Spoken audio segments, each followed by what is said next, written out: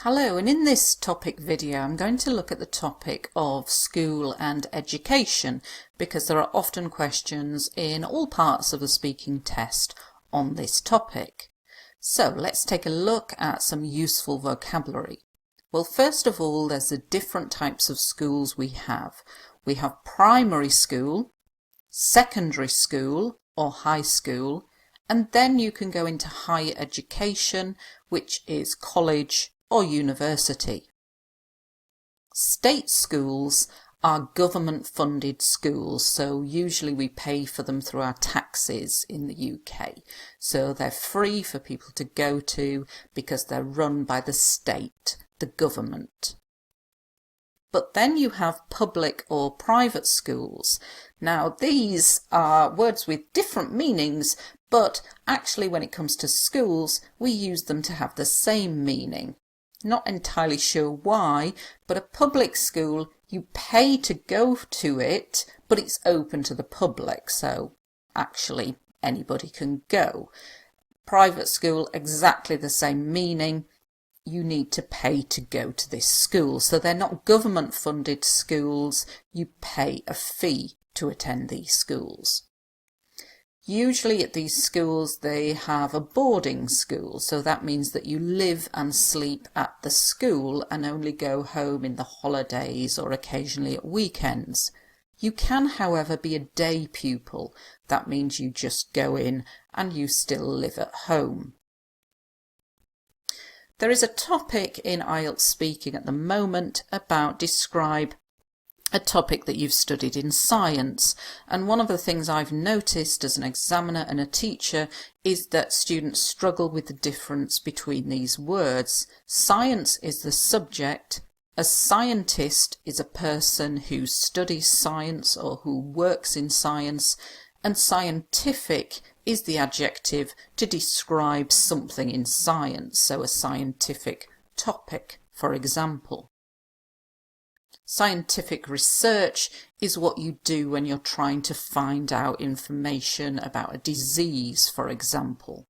Biomedical science is the study of medicine and science. When you're at school, you follow a curriculum. In the UK, the government decides what is in the curriculum, and these are the topics that you will study at school. Within the curriculum, there are core subjects. In my country, the core subjects are English, maths and science, and that means these subjects are compulsory, they are obligatory, they are mandatory. These are very useful words for IELTS speaking and also for IELTS writing, and they mean you must do something. So English is compulsory, it is a core subject. But then you have optional subjects. For example, in the UK, music is often an optional subject. That means it is non-compulsory. You don't have to study it. So let's have a look at some collocations, words that go together for this topic.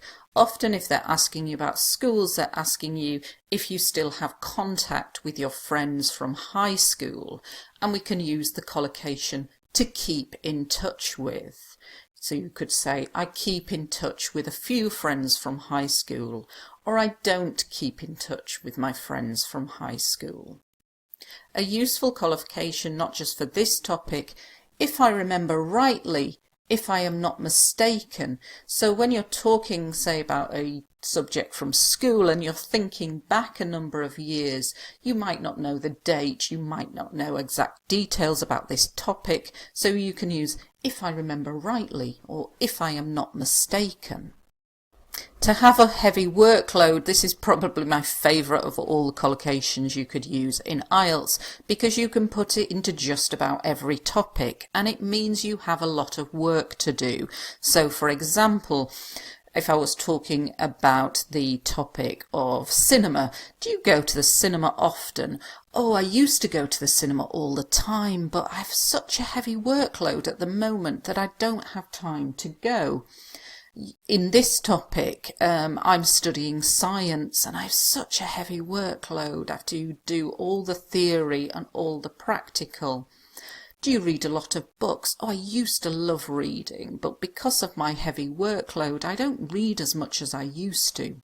It's a great collocation. Make sure if you don't remember anything else from this video that you remember that one.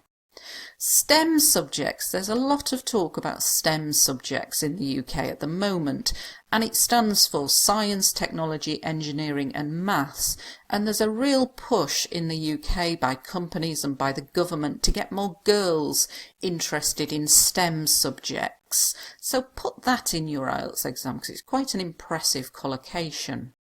And you might want to explain it, so you'd say STEM subjects such as science, technology, engineering and maths. So you are showing the IELTS examiner that you know what it means.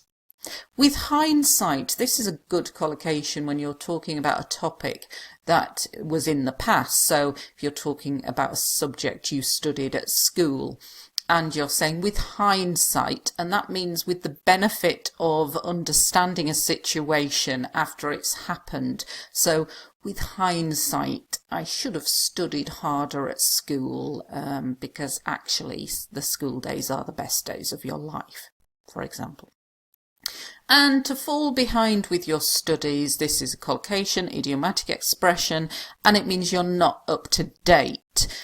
Because of my heavy workload, I really struggle to get all my work done, but I really don't want to fall behind with my studies because then it makes it much more difficult. Lots of complex vocabulary, certainly in these collocations. Try to learn a few. Remember a heavy workload. It's a great one. Thanks for watching.